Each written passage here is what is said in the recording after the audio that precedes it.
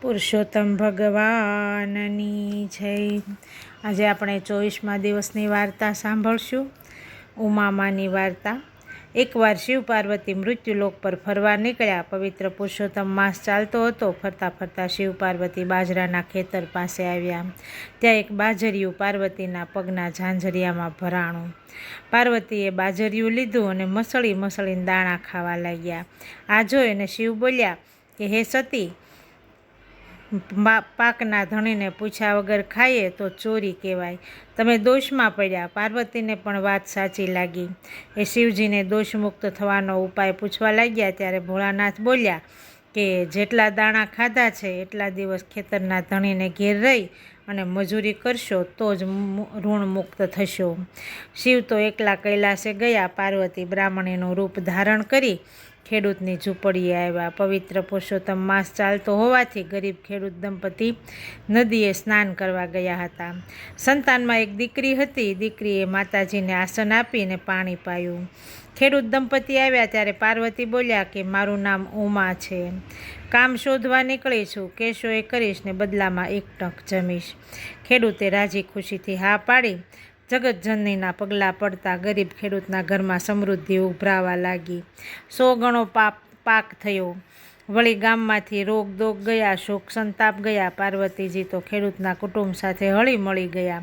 બધા એમને ઉમાબા કહેતા। પવિત્ર પુરુષોત્તમ માસ પૂર્ણ થતાં ખેડૂતે ધામધૂમથી ઉજવણું કર્યું। સમય વીતતો ગયો। પાર્વતીજી આનંદથી બધું કામ કરે છે, જાતે રાંધીને બધાને જમાડે છે। આમ 300 દિવસ પૂરા થયા અને 65 બાકી રહ્યા। એક દિવસ ગામે સંઘ કાઢવાનું નક્કી કર્યું કે કાશીની જાત્રા કરવી કોને ન ગમે। ખેડૂત અને એની પત્ની પણ સંઘમાં જોડાયા। ઘર ઉમાબાને સોંપ્યું। વિદાય વેળાએ ઉમાબાએ ખેડૂતને લાલ રંગનું કપડું આપતા કહ્યું કે ભાઈ, આ કપડું લેતા જાઓ અને ગંગાને કહેજો કે ઉમાબાએ ભાવથી મોકલ્યું છે, માટે હાથોહાથ સ્વીકારશે। ખેડૂત મનમાં હસ્યો, પણ ઉમાબાને ખોટું ન લાગે એટલા ખાતર કપડું લઈ લીધું। સંઘ તો વાજતે ગાજતે રવાના થયો। 100 ગાડા જોડાયા। રસ્તામાં આવતા યાત્રાધામના દર્શન કરતો સંઘ કાશી પહોંચ્યો। ત્યાં ગંગા સ્નાન કર્યું, પૂજા કરી, 5 દિવસ રોકાઈ અને સંઘ પાછો ફર્યો। અડધા રસ્તે આવતા ખેડૂતને ઉમાબાનું કપડું યાદ આવ્યું। પતિ પત્ની બે જીવ બાળવા લાગ્યા કે ગયા સંઘ પતિ પાસે અને સંઘ પાછો વાળવા વિનંતી કરી, પણ સંઘપતિ ન માન્યો એટલે ખેડૂત દંપતી સંઘ છોડી અને એકલા પાછા ફર્યા।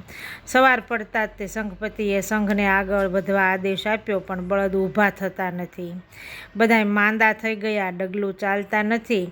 ના છૂટકે બળદો સાજા ન થાય ત્યાં સુધી ત્યાં જ પડાવ રાખ્યો। આ બાજુ પતિ પત્ની 5મા દિવસે કાશીમાં આવ્યા। ગંગામાં સ્નાન કર્યું। હે ગંગામાં, મારી બેન ઉમાએ ભાવથી આ કપડું મોકલ્યું છે, માટે હાથોહાથ સ્વીકારો। આમ કહીને જ્યાં કપડું તરતું મૂક્યું ને ત્યાં ચમત્કાર થયો। પાણીમાંથી 2 રૂપાળા હાથ બહાર આવ્યા। હાથમાં રત્નજડિત કંકણ પહેરેલા છે। કપડું લઈ અને હાથ અદૃશ્ય થઈ ગયા। ખેડૂત દંપતી ભાવ વિભોર થયા અને ઉમાબાની ભક્તિના ગુણગાન ગાતા પાછા ફર્યા। 5મા દિવસે જંગલમાં આવ્યા। સંઘને ત્યાં પડેલો જોઈને નવાઈ લાગી। સંઘપતિએ બધી વાત કરી। ખેડૂતે બળદ પાસે જઈને હાથ ફેરવ્યો, તરત બળદ ઊભા થયા। આખો સંઘ ખેડૂત દંપતીની ભક્તિના વખાણ કરવા લાગ્યો।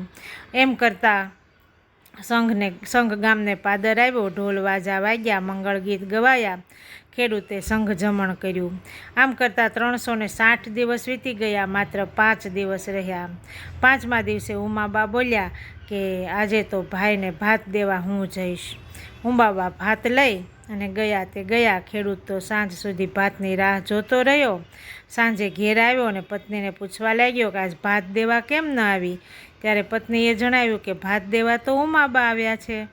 ખેડૂત અને તેની પત્ની ચિંતાતુર થઈ ગયા। ઘેરે ઘેરે પૂછ્યું, ખેતરવાડી જોયા, પણ ક્યાંય ઉમાબા ન મળ્યા। રાત્રે ખેડૂતની પત્નીએ થાળી પીરસી, પણ ખેડૂતે હઠ લીધી કે હવે તો ઉમાબા આવીને પીરસે ને તો જ જમવું છે। ખેડૂતે ઉપવાસ આદર્યા અને એની પત્નીએ પણ અન્ન જળનો ત્યાગ કર્યો। 1, 2, 3 એમ કરતાં 5 દિવસ વીતી ગયા। છઠ્ઠા દિવસે પાર્વતીજી બ્રાહ્મણી સ્વરૂપે પ્રગટ થયા. 6 દિવસના ઉપવાસ હોવા છતાં પતિ પત્ની દોડી ઉમાબાના પગમાં પડી ગયા. ત્યારે જગતજનનીએ અસલ સ્વરૂપ ધારણ કરી અને આશીર્વાદ આપ્યા, ઋણ મુક્તિની વાત કરી. પવિત્ર પુરુષોત્તમ માસના પ્રભાવે જીવનભર સમૃદ્ધિ ભોગવી 184માંથી મુક્તિના આશીર્વાદ આપી અને પાર્વતીજી જવા લાગ્યા. ત્યારે ખેડૂતની દીકરી બોલી કે માં મારે એકેય ભાઈ નથી, મારે રાખડી કોને બાંધવી? માં પાર્વતીએ ખેડૂતને આશીર્વાદ આપ્યા કે 9 માસે તારા ઘેર પુત્ર જન્મશે. ખેડૂત પત્નીએ પારણા કર્યા. 9 માસ પૂર્ણ થતાં ખેડૂત પત્નીએ દેવના ચક્કર જેવા દીકરાને જન્મ આપ્યો. પુરુષોત્તમના વ્રતના પુણ્ય પ્રભાવે ખેડૂત દંપતી મહાફળ પામ્યા. પવિત્ર પગલાં જો પડે પાવન થાય ઘરબાર, સુખ સંપત્તિ સૌને ફળે, સફળ થાય અવતાર. હે પૂર્ણ પુરુષોત્તમ પ્રભુ, તમે જેવા ખેડૂત દંપતીને ફળ્યા એવા સર્વને ફળજો. બોલો પુરુષોત્તમ ભગવાનની જય.